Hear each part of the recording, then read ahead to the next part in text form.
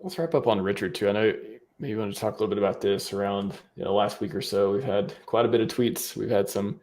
Did you say something about feedback taken or good data acquired, something like that too? It's testing theories, a lot of that stuff. How do you Yeah. feel about? Wow, that's the blood. The blood. There's a lot of blood there. Yeah, How do there's you a feel lot of about blood. that? So going back to like May 31st, Richard was basically saying, if the world's best performing asset class makes you angry, perhaps the market is trying to teach you something. And then he talked a little bit about, like, if you want max returns, max gains, then you have to deal with the painful period of cryptocurrency.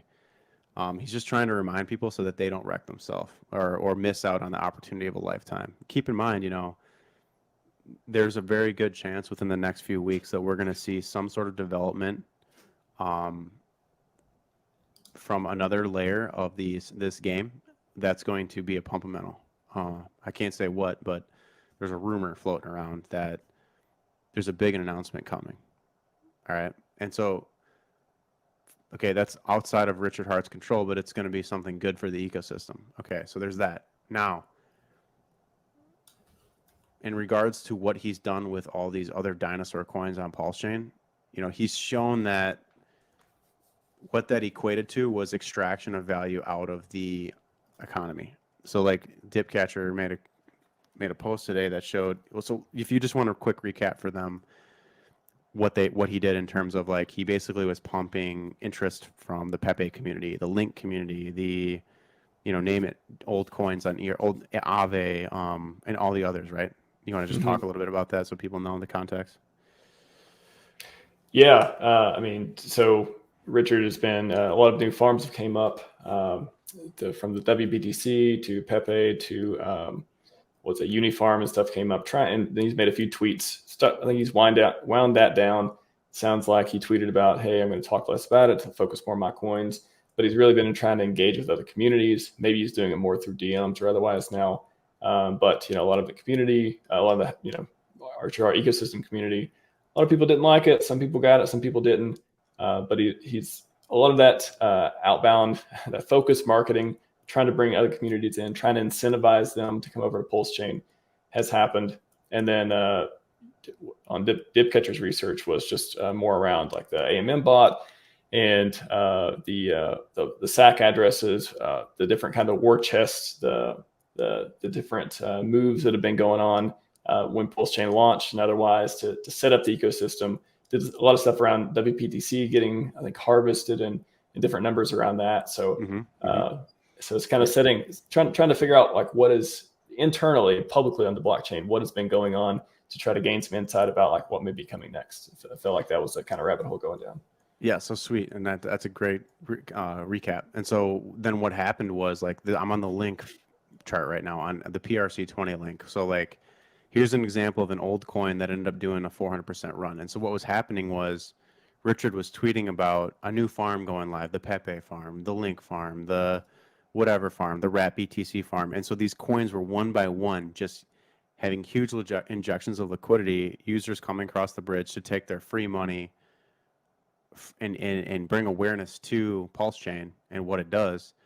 And then the outcome was, and this is what Dipcatcher found out, was that in general, it's been a net outflow. So it's costed Richard Hart doubly because we've lost like US dollar backing, like whether it be wrapped ETH from Ethereum or stable coins, they're getting bridged back across. And so we're down in terms of like the net reserves in the bridge, which means that PulseChain as a whole is losing like value. And then at the same time, not only were we losing financial value, but we were also losing social value as well, because then you were having your own users competing for returns against these big PRC-20 bag holders, basically. So like, he would announce a farm or a coin, and then that coin would pump, and then leave like less than 24 hours later, someone would just come, or I'm sorry, there would be like hexagons or pulsicans or whoever, they'd be coming in there pumping their money into these things to try to get a quick return, and then they'd get dumped on. So like the Shiba Inu, I think that was another one that pumped and dumped. This one's actually holding up well, but it's going to roll over now. This is a clear it's a breakdown. So, but again, like we're seeing returns of anywhere from like a few 100% to thousands of percent on different ones. Like Wrapped BTC was how it all started, right? He reopened the Wrapped BTC farm to try to bring value into PulseChain from the Bitcoin community to get Bitcoin eyes on it. And so I think what he learned was that, he can't go openly talk about other coins. I mean, he already knew this intuitively, but he just found out that it was going to hurt more of his own users by playing this game of like opening yield farms than it was going to help bring awareness to PulseChain, I think is the takeaway. So, he's kind of reshifted focus and he's going to go back to, talking about the stuff that he built. Farm's still launching though. Farm's still launching. It's just he's going to be less. Sounds like he's going to be less public about it, about that part. But still, didn't he say? I feel like one of the tweets you mentioned about the DMs. It felt like he was going to like. He's still going to have the ear of some founders. I feel like, or major players in crypto being like, hey, you want to make some free money? Come over to PulseChain because we got this and that going on. I still feel like there's a lot of conversation happening. Maybe it just sounds public. That's good. That's good news. Like I didn't know speculation. And that's it's good speculation. And there's going to still be people that are going to partake in those opportunities. And you can't save everybody. And so, what we need is more users and more people, taking advantage of the reduced fees on PulseChain and more people buying Pulse to transact and people trying to create value over there. Why wouldn't it? Doesn't make sense to not create value over there if you can, send your ERC20s over the bridge and then earn yield on them, especially if you're like a huge player on like Aave or Pepe, and you could put 10% of your bag in a yield farm over there and just let people create a market over there.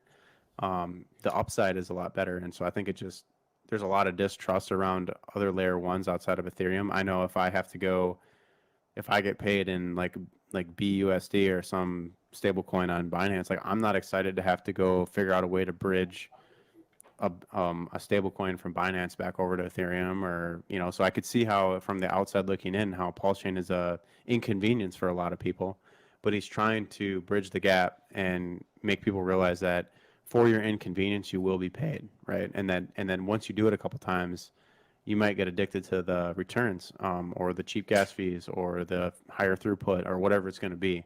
So it's just a marketing tactic, and the long-term result of this all is positive, and short-term you get some crazy volatility, people coming in, people going out, but this is all setting up for a pretty cool market-wide move, I think, for PulseChain. I don't really see a world where Ink doesn't work out, or if Ink is 50 cents, then are people going to come over?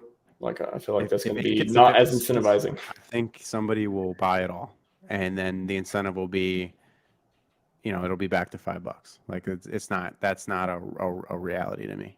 Not that it couldn't do that. I'm sure it's a possibility, right? Anything's possible in a free market, but and especially in that one. But the amount of time it's going to take to get all that supply back minted, that it took to get the price there is going to take way longer than it would take to push the price back down a second time to 50 cents, for example. So even if it did even get, so if it did go that low, I don't know. I feel like would Richard just start talking about it more? How is he going to bring people? Wouldn't a lot less people participate in the farms if they're looking at the APY, even though the numbers may be high, but Link's not worth nothing, and that's sort of a factor of the APR as well. But I just can't see the farms being successful with Ink crashing all the time. Like it just doesn't. They seem like they need each other. Yeah. And you also have PulseX buying and burning all the time. So it's like at some point the equilibrium is going to flip and Ink's going to start to move up. They're all going to move up. Ink overperformed on the downside, so it's the most, besides EHEX, it's like the most oversold out of the coins. So it's just ripe for opportunity for millionaires.